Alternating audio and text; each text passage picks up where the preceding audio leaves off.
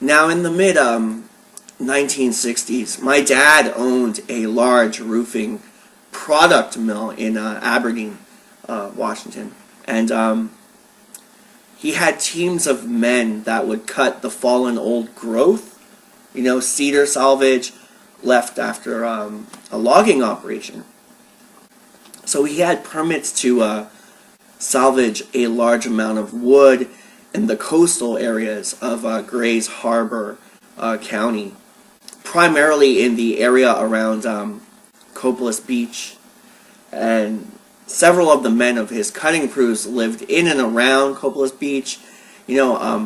His foreman, a man I will call John for this story, was a bright, down-to-earth, hard worker. My dad trusted him with thousands of dollars of vehicles and equipment, and as well as the safety of his crews and crew members. And he was not the kind of man to make up stories, I should say. And on a Monday morning, sometime in July, I believe, John was several hours late for work. And this was, you have to understand that this was highly unusual, as he was, always, there early. He was getting the saws and the trucks ready for the day, and my dad said he was visibly shaken up. And when he asked him what was wrong, he asked my dad to go into the office so that the others, wouldn't hear them talking.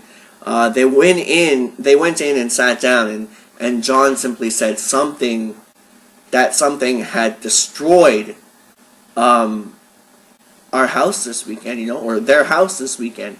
And my dad thought he said someone broke into the house, and asked John if it was someone he knew. And then John replied, that you don't understand, this wasn't a person, it was I don't know what it was, but it was completely trashed the house. It completely trashed the house, And the family is going to stay with my brother in Elma for a while. So my dad asked him to explain what had happened, and John said that when he got home from work Friday evening, his youngest son, Tim, who was around 4 at the time, told him he saw a big cowman walking at the edge of their field that afternoon. And he thought the boy meant cowboy because, some of his neighbors wore cowboy hats when they were out in the sun and stuff like that. And he said, he asked him if the man was wearing a cowboy hat, and the boy said, no, Daddy, this was a cowman. Furry and stinky like the cows. So he asked his wife if she knew what he was talking about, and she said that Tim was playing on the porch that afternoon. Excuse me. When he came running in the house and said the cowman was stuck on the fence. He was very excited. So she went out to see what he was talking about.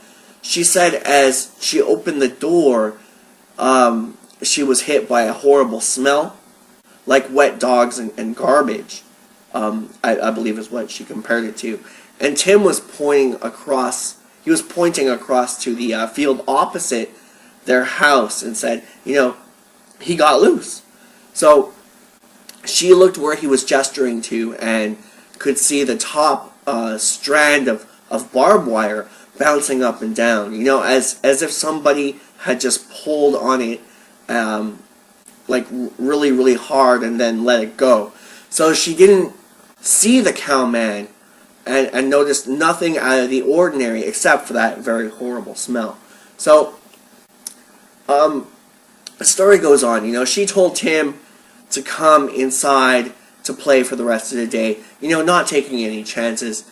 She felt uneasy and a little scared. And then their older son, John Jr., who was 12 at the time, was at a friend's house and walking home a short while after after Tim saw his cowman. So he told her somebody had followed him home, walking in the woods off the right side of the road.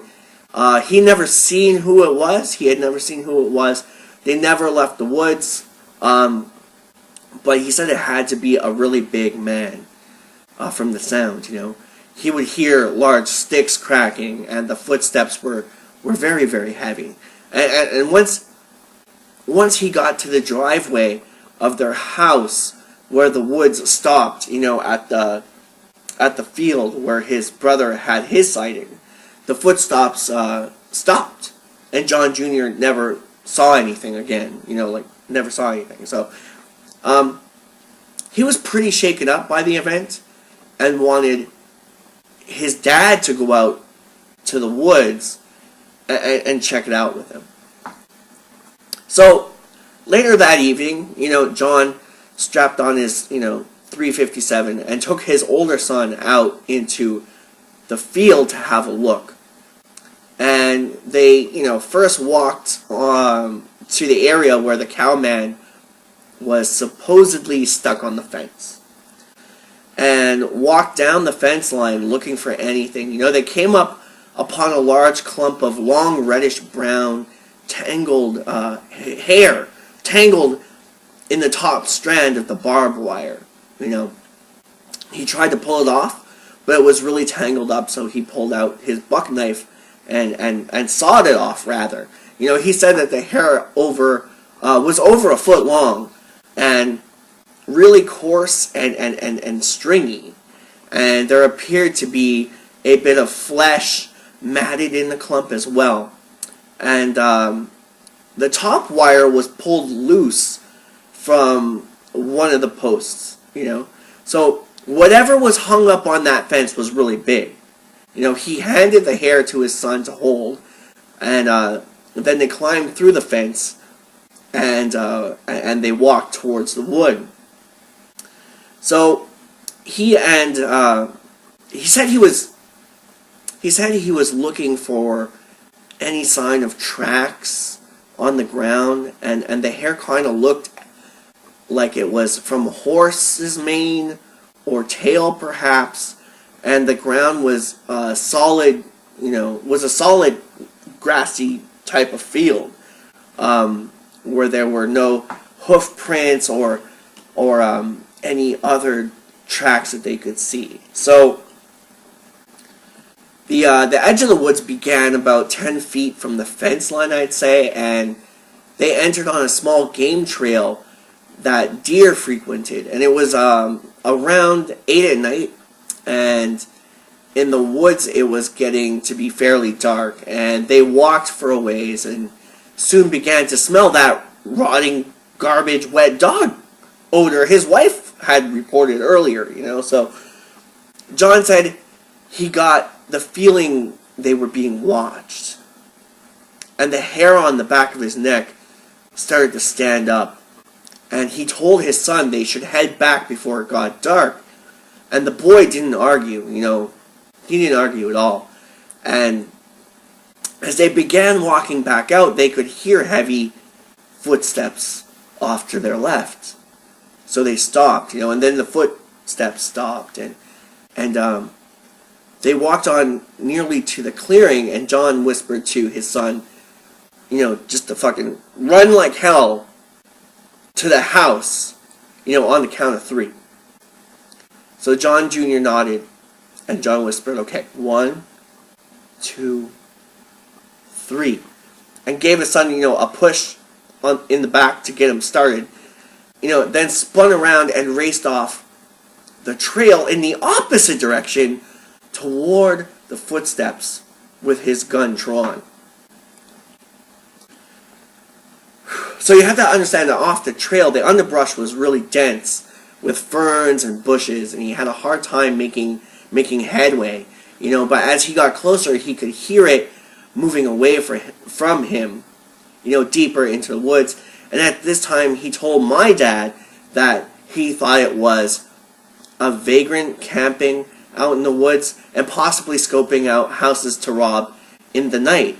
So John was a big man. He was capable of taking care of himself in most any situation, and he had a large caliber handgun, so he wasn't too worried about confronting a sort of vagrant in the woods. He was a few yards off the trail in the deep brush when he heard the movement stop. Just ahead of him.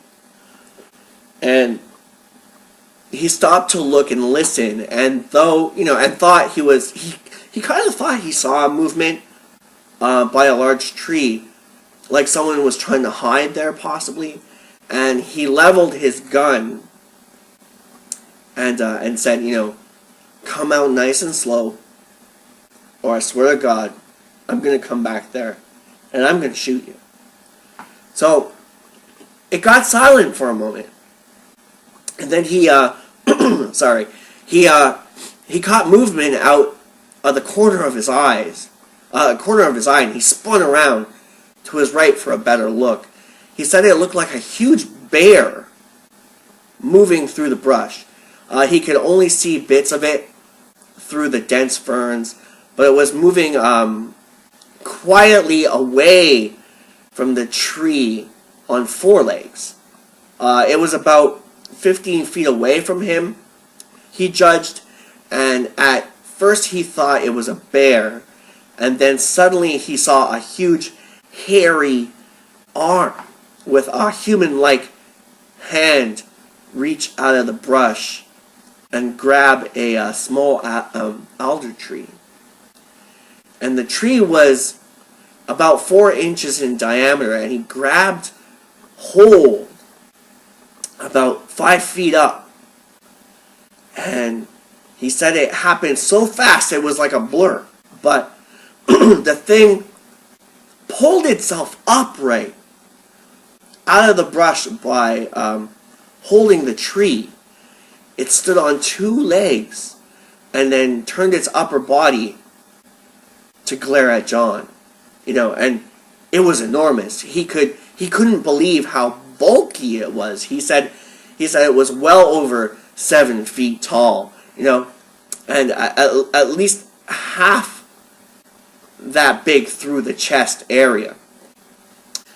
So it was too dark to make out any features, but its eyes seemed to glow a deep red, and he thought he couldn't, and he thought he could see teeth, like it was kind of curling its lips back at him.